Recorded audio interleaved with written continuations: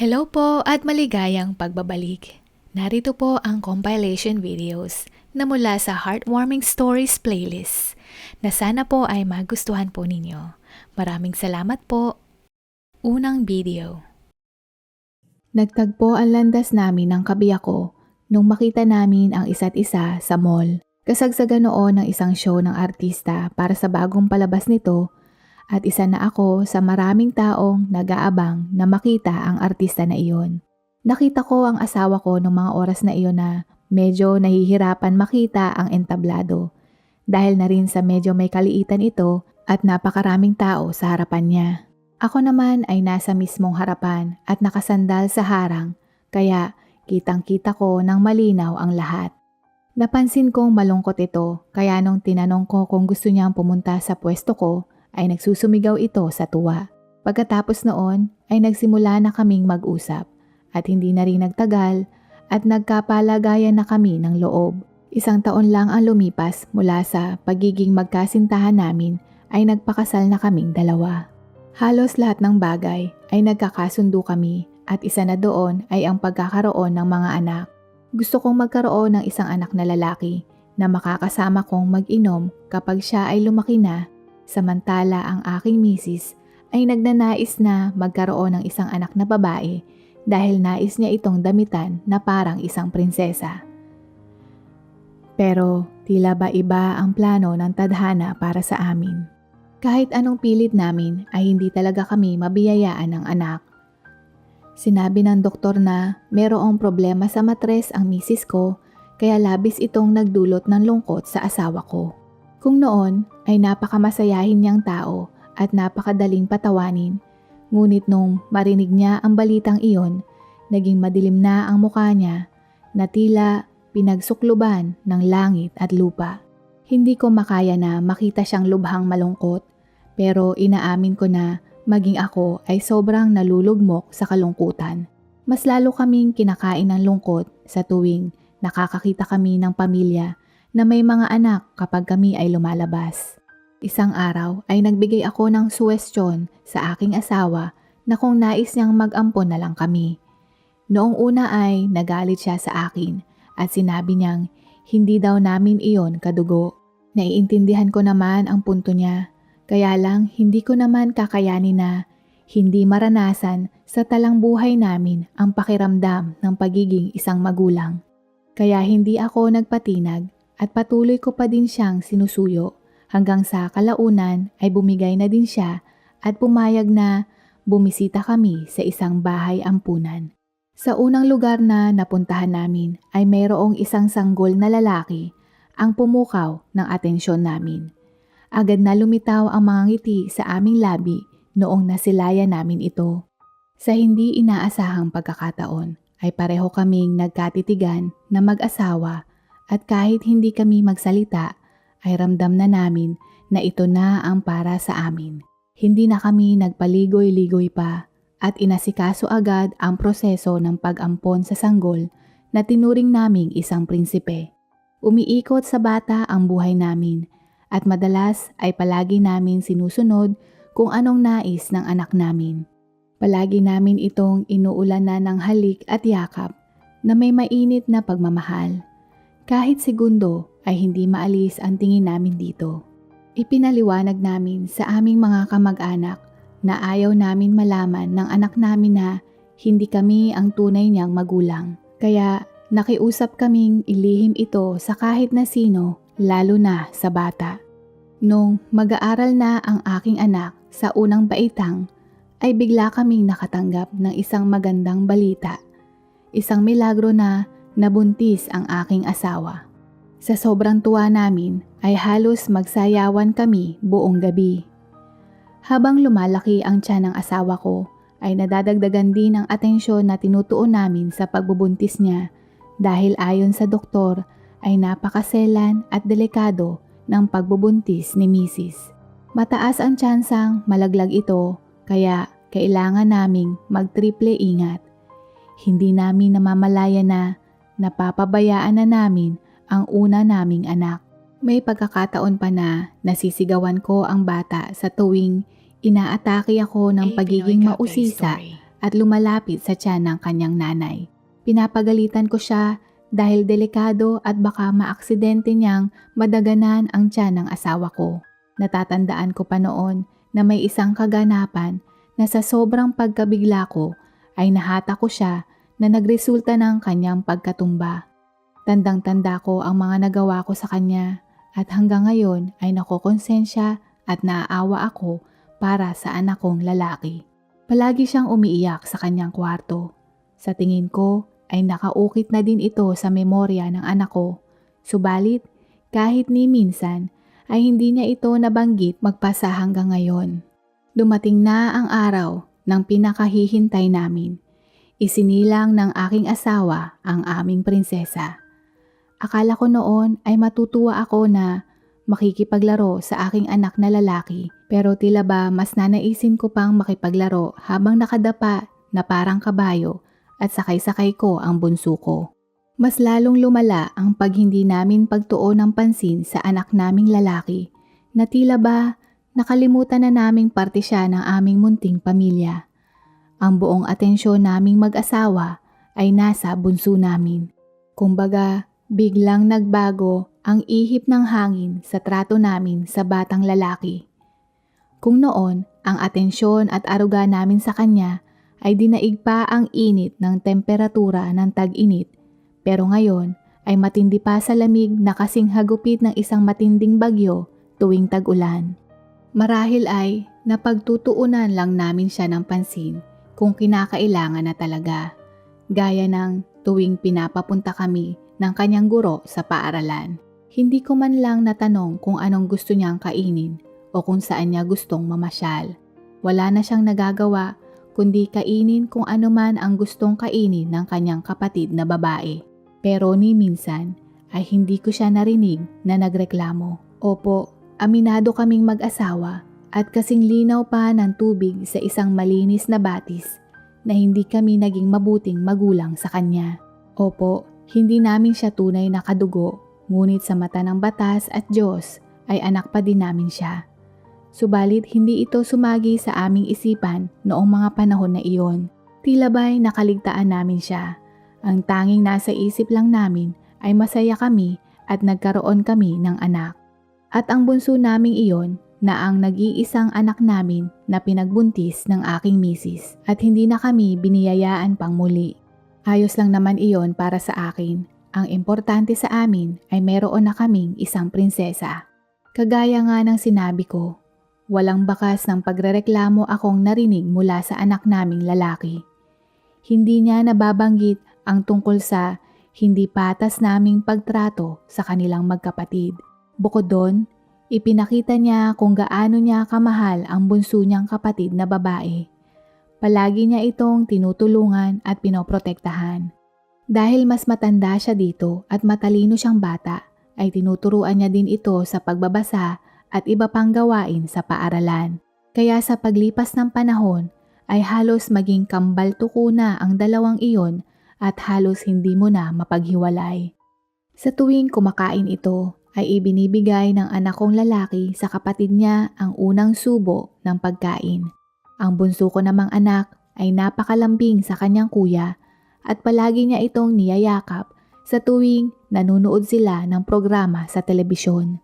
Hindi naman namin inisipan ng masama ang bagay na iyon at akala namin ay normal lang ang lahat, kaya ipinagsawalang bahala namin ito at nagpatuloy lang kami sa pag-aalaga sa aming anak na babae. Hindi ko napansin iyon noon, pero tila ba ang mga pagkukulang namin bilang magulang sa aming panganay na anak ay pinunan ng bunso namin. Ibinibigay pa din naman namin ang mga material na bagay na pangangailangan niya. Kapag may ipapabili ang panganay namin, ay agad naman namin itong binibili. Pero ang usapang pangangalaga, tila ba ay unti-unti nang naglalaho sa parte naming mag-asawa. Dumaan ang mahabang panahon at tila ba naging napakahusay sa akademiko ng anak naming lalaki. Nakapagtapos siya ng high school nang may pinakamataas na karangalan. Siya ang naatasan na magsalita sa harap ng iba pa niyang kamag-aral. Sinabi niya dito ang lahat ng ginawa naming mag-asawa para sa kanya. Pinagmamalaki niya sa buong paaralan kung gaano kami kahuwaran sa pag-aaruga sa kanya at mapagmahal na magulang. Sa totoo lang, medyo nahihiya ako dahil alam kong karamihan doon ay hindi totoo. At sinabi lang niya iyon upang gumaan ang pakiramdam naming mag-asawa. Mahilig sa pagdidisenyo at sa sining ang aking panganay. Ngunit nagdesisyon siya na mag-aral ng medisina upang sa ganon ay maalagaan niya kami kung tumanda na kami ng asawa ko. Subalit, ang tadhana ay may paraang kakaiba kung paano binago ng isang pangyayari ang aming buhay. Umuwi ng maaga ang aking anak na babae mula sa paaralan dahil masama daw ang pakiramdam nito. Ilang beses siyang nagpanumbalik sa aming banyo dahil siya ay sumusuka. Kaya lang, bigla na siyang nawala ng malay at nung natumba siya ay tumama ang ulo niya sa inidoro. Sa sobrang lakas ng pagkauntog ay dumugo ito at maya-maya pa ay umagos ang dugo sa banyo. Sa katunayan, kung hindi dahil sa anak kong lalaki, ay malamang ay iniwanan na niya kaming mag-asawa. Nasa klase noon ang aking anak na lalaki at parang kinutuban siya ng hindi maganda. Tila ba may naririnig siyang isinisigaw ang kanyang pangalan na humihingi ng tulong ang kanyang kapatid. May kakaibang lamig siyang naramdaman at biglang tumaas ang mga balahibo niya sa katawan. Sinubukan niyang tawagan ang kapatid niya. Ngunit hindi daw ito sumasagot, kaya mas tumindi ang pag-aalala niya. Dali-dali siyang lumiban sa klase at umuwi at laking gulat niya nang makita niyang duguan ang kanyang kapatid sa palikuran. Agad niya itong dinala sa ospital na malapit sa kanyang universidad. Habang papunta doon ay tinawagan niya kami. Nataon naman na nasa probinsya kaming mag-asawa upang bisitahin ang aming kamag-anak doon. Medyo may kalayuan ang lugar, kaya kinabukasan pa kami makakabalik ng Maynila. Laking pasasalamat namin dahil nung makarating na kami ay nagkamalay na muli ang aming anak na babae. Sinabi ng doktor na maswerte daw at nadala agad ito sa ospital, kung hindi ay permanenteng masisira ang kanyang utak na maaaring magdulot ng kanyang pagkamatay. Nagpatindig ng aming balahibo ang salitang lumabas sa bibig ng doktor na iyon. Nagkatinginan kami ng misis ko dahil para kaming nabagsakan ng isang gusali ang aming puso nung aming naiimahe ang sitwasyon. Nung makaalis na ang doktor ay niyakap namin ng mahigpit ang panganay namin at taos-pusong nagpapasalamat dito. Hindi na namin mapigilan ang pag-agos ng aming mga luha. Parang nakuryente kaming mag-asawa o tinamaan ng kidlat dahil doon na lamang biglang sumagi sa aming isip kung paano ang pagtrato namin sa kanya noon. Nakalimutan namin na pinili namin siyang kupkupin dahil gusto namin siyang alagaan at iparamdam sa kanya ang pagmamahal na pinagkait sa kanya. Ngunit nung isinilang ang aming anak na babae ay kinalimutan na namin siya. Binigyan nga ng pagkain at mga iba pang kailangan mga gamit, ngunit hindi namin naibigay ang pagmamahal ng isang magulang sa anak. Dahil bata pa lang siya noon, hindi man lang niya naramdaman ang pagmamahal naming mag-asawa sa kanya mula nung dumating ang bunso namin. Matalino siyang bata, kaya batid namin alam niyang may diskriminasyon sa pamilya namin. Ngunit sa kabila ng lahat ay naging mabuti pa rin siya sa amin, lalo na sa anak naming babae. Kami pa rin ang iniisip niya kahit noong nag-aaral siya ng kolehiyo. Nakatuon lang ang aming atensyon sa aming bunso, ngunit siya ay buong buhay niya ay pinapahalagahan at iniintindi niya kami. Hiyang-hiya kami noon at hindi namin alam kung paano magsasalita, kung anong tamang wika ang dapat kong bigkasin o anong sasabihin sa kanya. Kaya ang tanging nagawa ko lamang ay niyakap siya ng mahigpit at napaluha. Sa tagal ng panahon, doon ko lang naulit ang pagyakap sa kanya, pati na rin ng misis ko. Alam kong kulang ang salita upang ipaalam ko sa kanya na ako ay nahihiya sa mga kilos ko noon. Sa hindi patas na atensyon at pagmamahal, kinakain ako ng matinding konsensya na kahit na pati ang salitang patawad ay alam kong hindi sasapat. Nung ako'y huminahon, inipon ko lahat ang aking lakas ng loob upang magpaliwanag sa kanya at nagsalita ng, "Anak, maraming salamat. Alam kong napapansin mo na nababaliwala ka namin noon, pero hindi ka nagbago at mas lalo mong ipinakita sa amin kung gaano mo pinapahalagahan ang pamilya natin. Sobra kaming nagpapasalamat dahil kung hindi sa'yo, malamang ay wala na sa tabi natin ang kapatid mo. Salamat sa pagligtas sa kanya. Patawarin mo kami anak sa lahat ng mga pagkukulang namin noon. Salamat ulit anak. Hindi man namin naipakita ito noon, pero mahal na mahal ka namin. Alam kong hindi mapapantayan ng isang beses na paghingi ng tawad sa pag-abandona ko sa kanya o naming mag-asawa, gaya ng pag-abandona ng sarili niyang ina.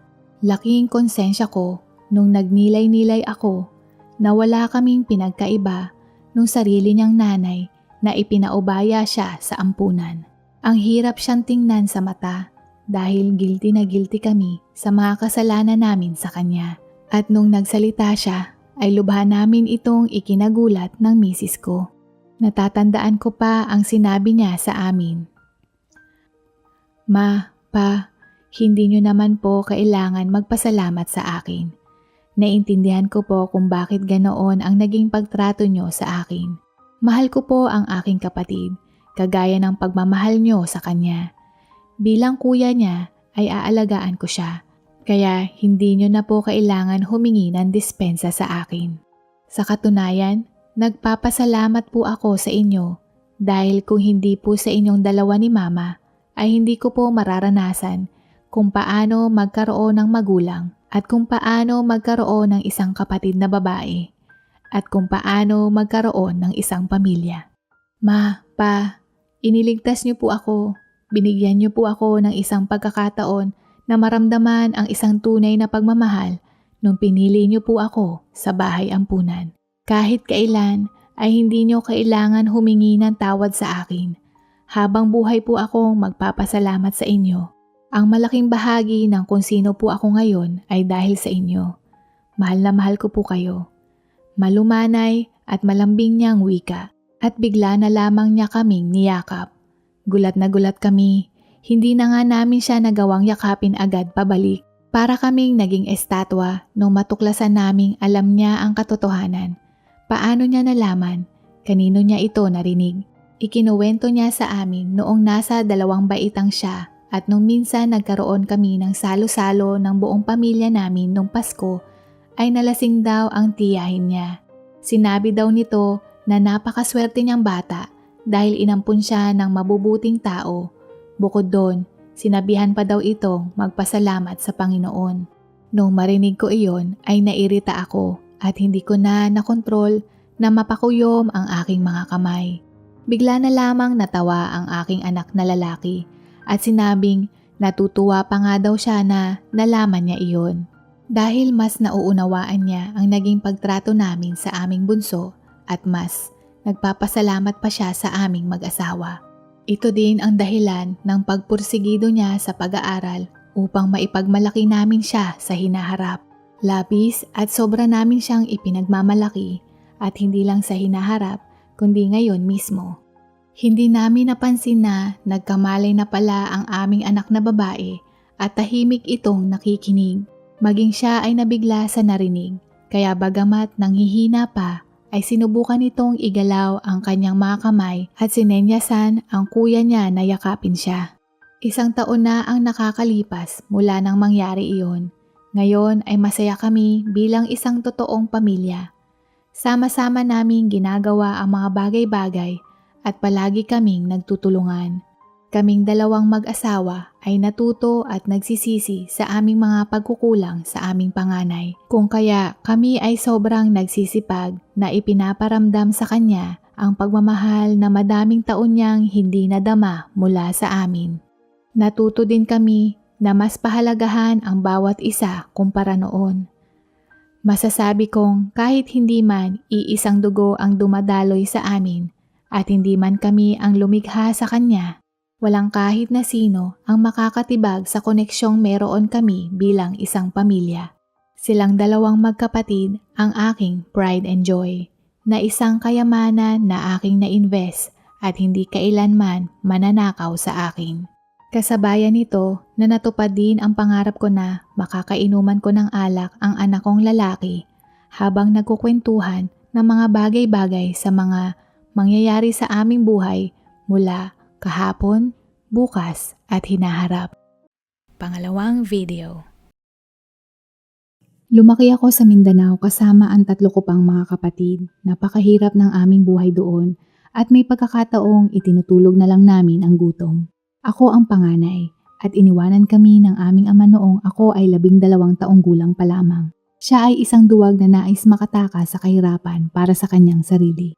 Sinubukan ng aking ina na alalayan kami ng mag-isa sa pamamagitan ng paggawa ng bibingka sa bahay at pagbebenta ng mga ito sa kalsada para sa mga residente sa kapitbahayan at paminsan-minsan mga naglalakbay na turista.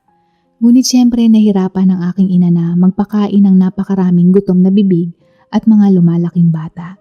Dahil na din sa pagiging salat namin sa pera ay hindi ko na nagawang magpatuloy sa high school at sa halip ay tinulungan ko na lamang ang aking ina na gumawa ng bibingka sa bahay para maibenta ito. Tumulong din ako ng kung ano-anong trabaho sa mga kapitbahay tulad ng paglalaba ng kanilang mga damit o paglilinis ng kanilang bahay. Noong ako ay nag-edad 14, hiniling ng aking ina na maupo kaming dalawa dahil mayroon siyang nais sabihin. Baka sa kanyang muka ang lungkot, pasensya at bighati nung sabihin niya sa akin ng, "Anak, kailangan mong pumunta sa susunod na bayan upang maging katulong doon. Kailangan mong kumita ng pera at matulungan ang ating pamilya. Ang iyong mga kapatid na lalaki at babae ay lumalaki at hindi ko magawang alagaan kayong lahat ng mag-isa. Patawarin mo ako, anak." Tapos ay umiyak siya ng umiyak. Napakabata ko pa at hindi pa ako nakasakay ng bus na mag-isa at magtungo ng walang kasama sa kabilang bayan at tiyak na hindi ko kakayanin na iwanan ang aking pamilya. Kaya ang lahat ng ito ay nakakagulat para sa akin. Hindi ko alam kung ano ang gagawin o sasabihin, ngunit hindi ito mahalaga dahil wala akong pagpipilian. Alam kong labis na nagsisisi ang aking ina sa akin. Nung nakasakay na ako sa bus, inilagay niya ang 100 piso sa aking maliit na kamay at niyakap ako ng napakahigpit. Patuloy siyang yumakap sa akin hanggang sa sinabi sa amin ng driver na kailangan na naming umalis. Umandar na noon ang bus at napansin ko na tumakbo siya upang habulin ako, ngunit masyadong mabilis ang bus. Doon ko lang napagtanto na basang-basa ang aking damit ng mga luha ng aking ina. Umiyak ako hanggang sa sumunod na bayan. Pagbaba ko ng bus, may babaeng naghihintay sa akin. Siya ang may-ari ng bahay at dinala niya ako sa bahay niya. Hindi siya mayaman, ngunit tiyak na hindi siya mahirap tulad ng aking pamilya. "Ellie, isa ka ng kasambahay dito sa aming bahay. Meron kaming 2 patakaran na kailangan mong sundin. Kailangan mong magtrabaho ng mabuti at kailangan mong maging tapat sa amin. Malinaw ba?" Paliwanag niya sa akin. Tumango ako at dinala niya ako sa isang maliit na kwarto sa kanilang bakuran para sa aking silid tulugan. Ito ay sapat na puwang para sa akin upang humiga sa isang lumang kawayang kama na may manipis na foam. Walang banyo at kailangan kong humingi ng pahintulot na gamitin ito sa tuwing kailangan ko ito. Ang buhay ko bilang katulong ay hindi kasing sama ng inaasahan ko. Ang mga may-ari ay hindi magiliw, ngunit sila ay patas at palagi nilang binibigay ang aking bayad sa tamang oras. Dahil sa naging abala ako mula sa madaling araw hanggang gabi, mabilis na lumipad ang oras at di nagtagal ay ako ay 18 taong gulang na. Sa oras na iyon, nakita ko ang maraming kasing edad ko na mga babae sa aking paligid na kung hindi man ikinakasal ay nag-aaral. Samantalang ako dahil sa sobrang abala ay wala akong oras makipag-date. May mga pagkakataon kung saan habang nakahiga ako sa aking kama ay nag-iisip ako kung anong mangyayari sa buhay. Kung makakapag-asawa ba ako o tatanda na lamang akong dalaga. Hanggang sa dalawin na ako ng antok sa aking pagmuni-muni. Hanggang isang araw, nalaman ko ang isang nakakagulat na balita. Tinawag ako ng may-ari at sa halip na sabihin sa akin na gumawa ng isang gawain ay sinabi niya, "Ellie, ikaw ay nasa edad na 19 na taong gulang na. Ano ang palagay mo tungkol sa pagpapakasal?" Hindi ko alam kung ano ang sasabihin. Bigla akong nakaramdam ng hiya at biglang namula ang aking pisngi. Hindi ko po alam, ma'am. Hindi ko po naisip ang tungkol sa bagay na iyon. At isa pa po, kailangan ko pong kumita para sa aking pamilya, ma'am. Paggalang kong sagot sa amo ko. Tumango siya at nagsalita ng, "Oo, alam ko yon, Ellie. At iyon ang dahilan kung bakit tinatanong kita. Meron akong kaibigan sa kapitbahayan na may isang anak na lalaki. Sa tingin ko kilala mo siya. Julian ang pangalan niya. Malinaw na nakita ka at naging interesado at sinabing gusto ka niya. At ang aking kaibigan ay nais na malaman kung ikaw ay interesado na magpakasal sa kanya. Sinabi ko sa kanila ang kalagayan ng iyong pamilya at sinabi nila na handa silang ipadala sa iyong ina ang parehong halaga ng pera na kinikita mo ngayon bilang katulong kung magpapakasal ka. At maaari ka ring magtrabaho upang mas kumita ka ng pera. Sa tingin ko, ito ay isang magandang bagay. Ano sa tingin mo?" Hindi ko kilala si Julian, ngunit nakita ko siya minsan tuwing nagpupunta ako sa merkado at babatiin lang namin kapag dumaan kami. Normal lang ang itsura niya, ngunit siya ay mas matanda nang hindi bababa sa 10 taon sa akin.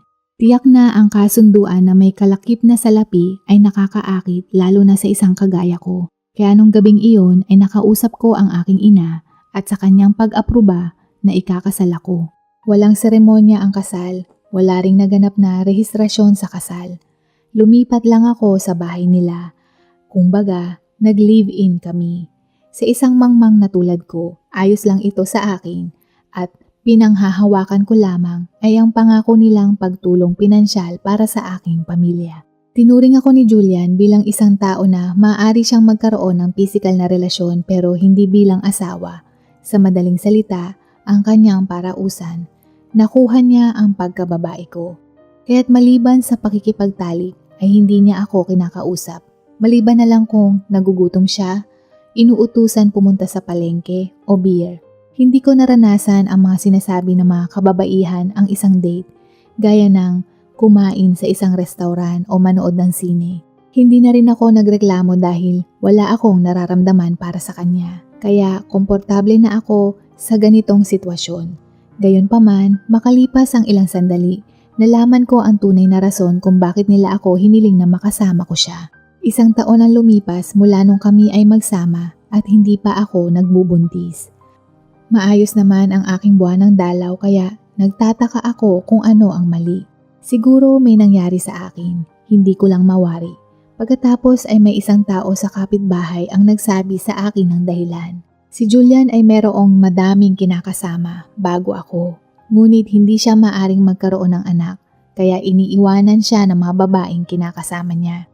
Kaya't sumubok siya ng mas batang babae na tulad ko at magbaka sakaling magkaroon siya ng anak. Nung nalaman ko iyon, hindi ako nagalit o nadismaya, bagkos ay natagpuan ko ang aking sarili sa kapayapaan.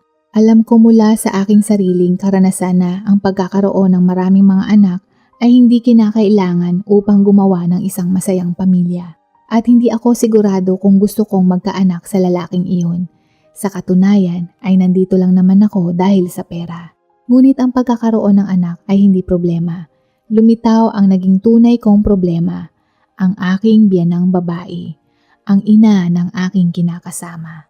Kung ang pagtrato sa akin ng aking asawa ay parang isang katulong, ay mas higit pa dito ang pagtrato sa akin ng kanyang ina.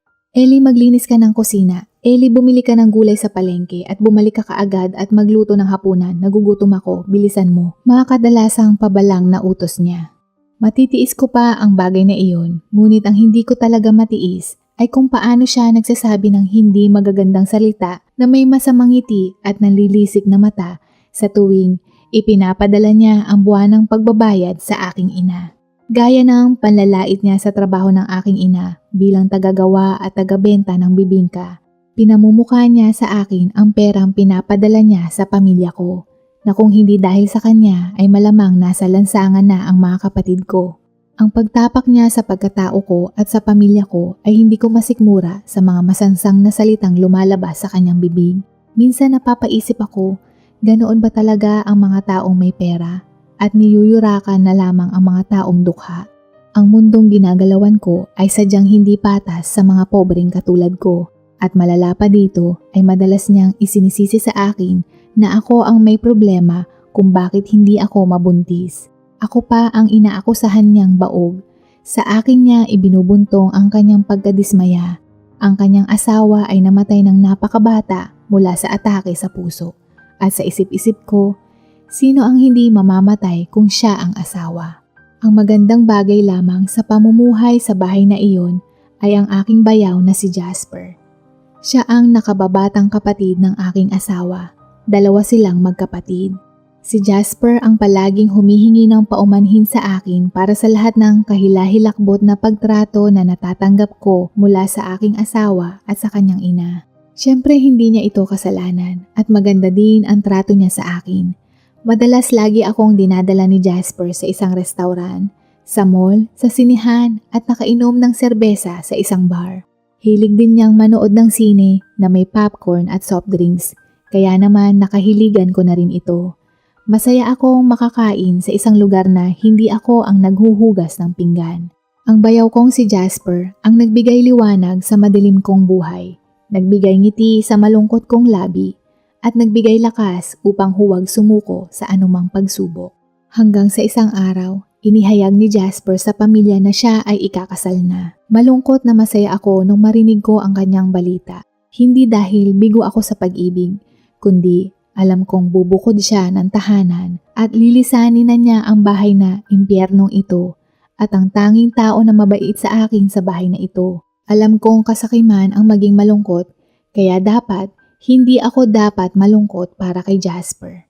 Natuklasan din namin na ang kanyang kasintahan ay anak na babae ng isang pinakamayamang pamilya sa kapitbayan. At nang malaman ng biyenan ko kung sino ang magiging babae, siya ay halos mabaliw sa sobrang tuwa na tila ba parang siya mismo ang ikakasal at nagtatatalon na sinabing, "Yayaman na ako!" Sinabi ni Jasper na dadalhin niya ang kanyang mapapangasawa sa bahay sa susunod na katapusan ng linggo para sa hapunan upang ipakilala siya sa pamilya. At nung marinig ito, sinabi sa akin ng biyenan ko na bilhin ang lahat ng uri ng mga rekado upang makapaghanda para sa isang engrandeng hapunan. Kaya't ilang araw bago pa ang hapunan ay sobrang naging abala ako sa paghahanda para sa lahat ng uri ng ihahain at panghimagas.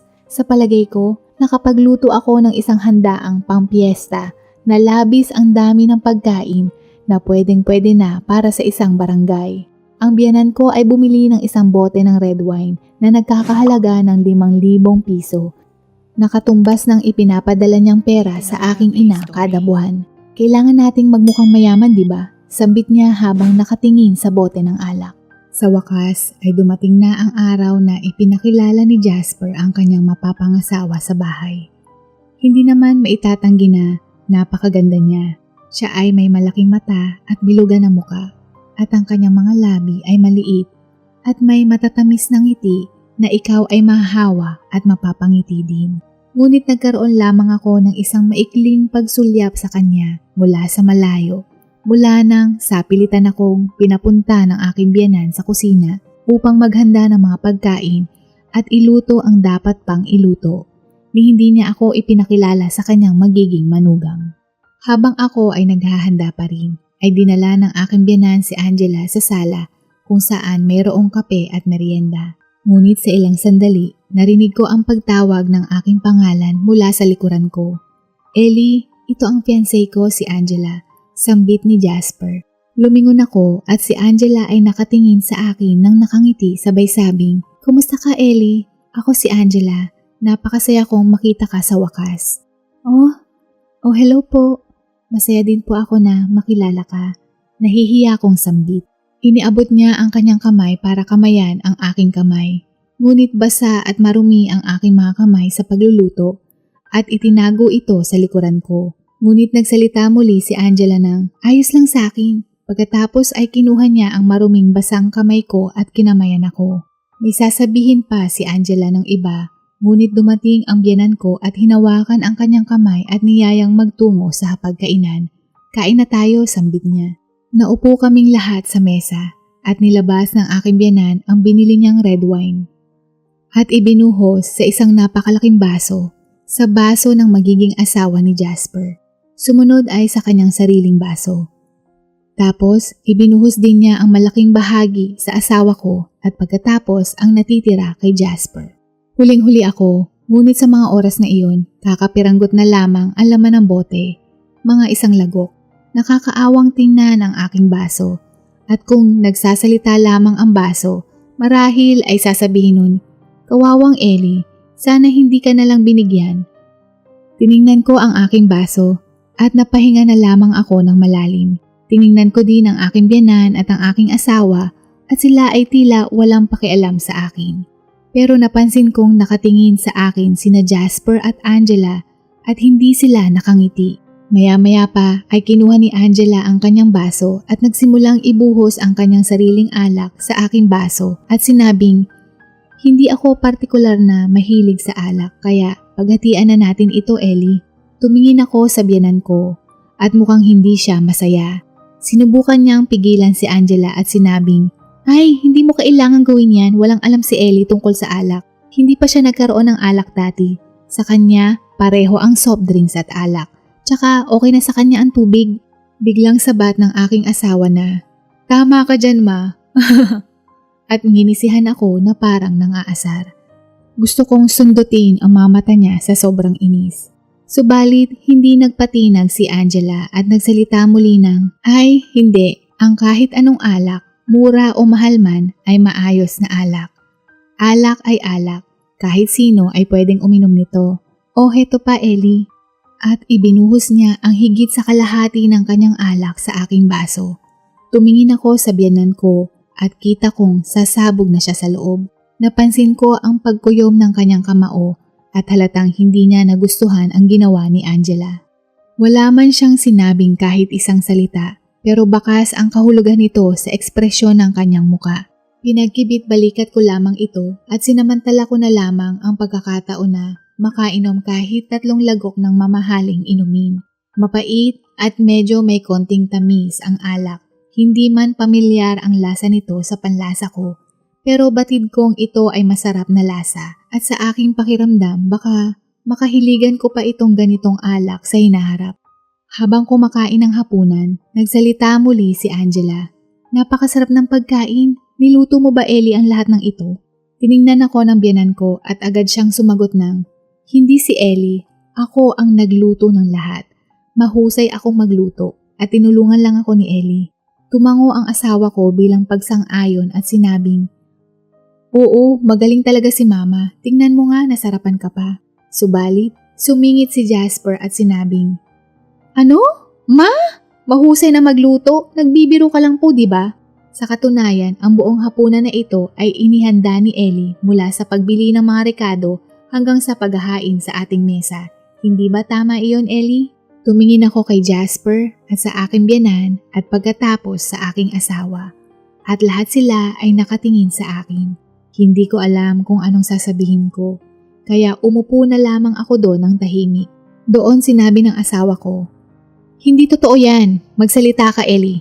Pagkatapos ay inilagay niya ang kanyang kamay sa ilalim ng mesa at kinurot ng husto ang aking hita na talagang napahiyaw ako sa sakit. Sa sobrang pagkabigla ko ay napasigaw ako at naramdaman ko ang pagpatak ng luha sa aking mga pisngi. Mabilis akong humiwalay at tumakbo sa banyo upang umiyak sa sakit at kahihiyan.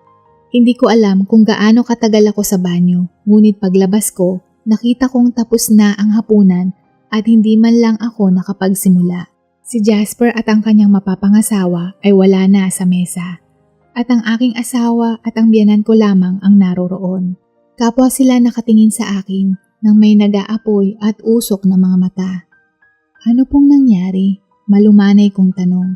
Sinabi nila na umalis ang dalawang magkasintahan dahil nagalit sila sa akin dahil sa pagsigaw ko sa pagkainan at walang pakundangan na tumakbo sa banyo habang naghahapunan. At sinigawan nila ako dahil sa pagkasira ng hapunan. Umiyak ako buong gabi hanggang sa ako ay makatulog. Sumunod na hapon, nakatanggap ako ng mensahe mula sa hindi kilalang numero. "Pwede ba kitang tawagan? Ako si Angela." Natatakot ako sa sasabihin niya ngunit nag-reply ako ng, "Okay, sige." Tinawagan niya ako at hiniling na kitain ako sa isang coffee shop malapit sa bahay. Nakita ko siya doon na naghihintay sa akin. Pagdating ko, sinabi niya sa akin ang totoong nangyari na umalis siya dahil hindi niya masikmura ang nakita niya habang naghahapunan. Maliwanag na sinabi sa kanya ni Jasper ang lahat ng tungkol sa kung ano ang aasahan mula sa biyenan ko at ang aking asawa. Ngunit talagang hindi siya handa na makita ito na masaksihan ng kanyang sariling mga mata. Hindi ko masigmura ang kaplastikan nila. Ibang level ito at hindi ko inaasahan na totoo at ganoon ang kanilang pagkatao. Kaya ako umalis at humihingi ako ng paumanhin tungkol sa pag-alis nang hindi man lang nagpaalam sa'yo. Paliwanag niya na may halong lungkot sa kanyang mga mata at ramdam ko ang sinseridad niya. Ang tindi nila, grabe kanila tratuhin. Kapamilya kanila, asawa mo yung kuya ni Jasper. Pero hindi tao ang trato nila sa'yo. Kahit nga isang kasambahay, dapat tinatrato ng patas. Dahil pare-pareho lang tayong tao. Hindi dapat maliitin porket sila ay taga-silbi. Napalitan ng lungkot ng galit ang ekspresyon ng kanyang muka at halatang siya ay nanggagalaiti. Dagdag pa niya, para sa kanila, ang turing nila sa'yo ay hindi pamilya, kundi mas mababa pa sa alipin. Hayop ang trato nila sa'yo. Hindi ako magpapakasal sa isang tao na ang ina ay napakasamang tao na tulad niya. Ang tunay niyang pakay ay humingi ng paumanhin sa akin at sabihin ang dahilan kung bakit siya umalis nung gabing iyon. Hindi ko mapigilan na mapaluha at sinabi sa kanya kung gaano ako nahihiya na ang isang taong nakilala ko ng isang araw lamang ay alam ang tungkol sa aking sitwasyon kaysa sa sarili ko. Maingat at malumanay siyang nagtanong sa akin, mananatili ka pa rin ba sa bahay na iyon? Natatakot ako na baka kung anong mangyaring masama sa'yo, sana hindi mangyari. Bata ka pa naman, Ellie. Pwede ka ulit magsimula. Huwag kang magtiis sa pamilyang iyon. Mula sa kanyang mga inspirasyong mga salita, nagkaroon ako ng panibagong direksyon at ideya. Hindi ko na malaya na lumabas sa bibig ko ang ganitong mga salitang, hindi na ako titira doon. Napagpasyahan ko ngayon lang na humiwalay sa asawa ko. Aalis na ako doon. Tumango si Angela at sinabi, mabuti naman at yan ang desisyon mo. Natutuwa akong sinabi mo yan. Pagkatapos ay lumapit siya upang umupo sa tabi ko at niyakap ako. At umiyak ako sa balikat niya tulad ng ginawa ng aking ina noong una akong umalis ng bahay. Sumunod na araw, sinabi ko sa asawa ko na gusto kong maghiwalay kami. Para siyang sinapian at binagsak niya ang picture frame at ibinato sa pader ang aking maliit na cellphone. Pagkatapos ay sinimulan niya akong kutsain at sinabing, sige ka, umalis ka, wala kang pera at ang iyong ina at mga kapatid ay magugutom dahil hindi ko na sila tutulungan. Hindi ako umimik, hindi ko siya pinatulan at sinimulan ko lamang ang paglalagay ng aking mga gamit sa aking bagahe. Maya-maya pa ay may narinig akong malakas na sigawan sa may sala. Pumasok si Jasper sa bahay. Sumisigaw siya at sinabi sa kanya ni Angela na hindi na siya magpapakasal sa kanya dahil ito sa biyenan at asawa ko. Nag-aaway silang lahat. Nagsabi si Jasper na sawang-sawa na siya sa pagiging bulag at pipi sa mga kasamaan nilang dalawa. Labis niyang mahal si Angela. Gagawin niya ang lahat para mabihag muli ang dalaga. At sinabi sa kanya ni Angela na papayag siyang magpakasal kay Jasper sa isang kondisyon. Kung puputulin niya ang ugnayan niya sa kanyang ina at kapatid. Hindi na niya kakausapin o makikipagkita ito sa kanila kahit kailan. At walang pag-atubiling sumang-ayon si Jasper dito at 100% desidido sa kanyang desisyon. Dagdag pa ni Jasper, sa katunayan, hindi naman na ni Angela kailangan magbigay ng kondisyon dahil wala na talaga akong balak na makita pa kayong muli. Pagkatapos ay bigla na lamang hinawakan ni Jasper ang kamay ko at hinila ako palabas ng bahay. Ni hindi ako nakakuha ng pagkakataong kunin ang aking bagahe at sinabi niyang kalimutan ko na iyon at nais niyang makaalis sa lugar na iyon sa lalong madaling panahon. Naririnig ko ang aking biyenan na sumigaw na nagmumura sa amin habang paalis kami. Sinundan ko siya dahil tuliro ako sa mga nangyari. Ako'y nabigla at hindi ko alam ang gagawin. Hanggang sa dumating kami sa coffee shop kung saan kami nagkita ni Angela nung nakaraan at nakita ko siya na nandoon at naghihintay. Niyakap niya ako at sinabi na napakasaya niya talaga na ginawa ko ang sinabi kong aalis na ng bahay na iyon. Sinabi din niya na maaari akong mamasukang tagaluto sa kanilang maliit na resort. Meron din silang isang silid na inihanda para sa akin sa kanyang bahay para doon ako tumira. Ang tanging nagawa ko lang ay ibaba ang aking ulo at tumangis at naramdaman ko ang init ng kanyang mga braso dahil sa kanyang pagyakap sa akin. Doon ko napagtanto na meron akong anghel na tagapag-alaga. Maraming taon na ang nakakalipas at meron na akong isang bagong mapagmahal na asawa na empleyado din ng resort. Sa pagkakataong ito, rehistrado ang aming kasal. Biniyayaan din kami ng 2 gwapo at kaibig-ibig na anak na lalaki na nag-aaral na sa preschool. Nagtatrabaho pa rin ako sa resort at ngayon ay manager na ako dito. Natulungan ko pa rin ang pamilya ko at napagpaaral pa ang mga nakababatang kapatid ko para sila ay may magandang kinabukasan. Si Jasper, Angela, Mr. ko at ako ay malapit din ang aming mga pamilya. Madalas kaming nagsasalo-salo tuwing linggo upang magkwentuhan, maglaro at panoorin ang aming mga anak na naglalaro at nagsasaya. Habang buhay kong tatanawin na utang na loob ang buhay na pinagkaloob nila sa akin. Maraming salamat sa inyo, Jasper at Angela, at lalong-lalo na sa Panginoon.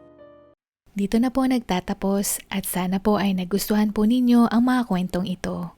Hanggang sa muli, paalam at God bless po!